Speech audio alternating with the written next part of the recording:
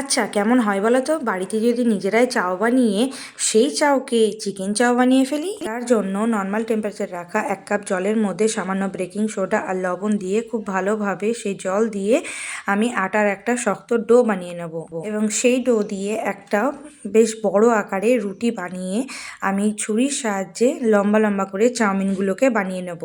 চাউমিনগুলোকে আমার বানানো হয়ে গেলে আমি গরম জল ফুটে আসলে তার মধ্যে সামান্য পরিমাণে লবণ আর সামান্য পরিমাণে সাদা তেল দিয়ে খুব ভালোভাবে সেই চাউমিনগুলোকে আমি সেদ্ধ করে নেব।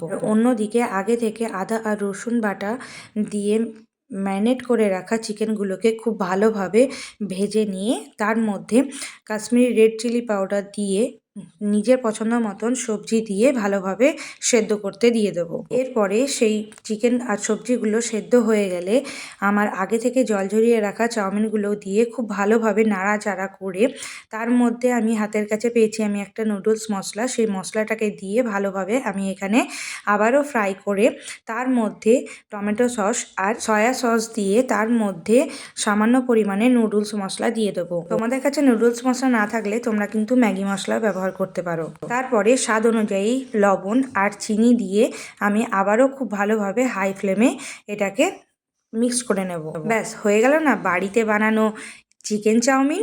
কেমন লাগলো তোমাদের? আশা করি তোমাদের ভালো লেগেছে। ভালো লাগলে প্লিজ চ্যানেলটাকে সাবস্ক্রাইব করে আমার পাশে থেকো।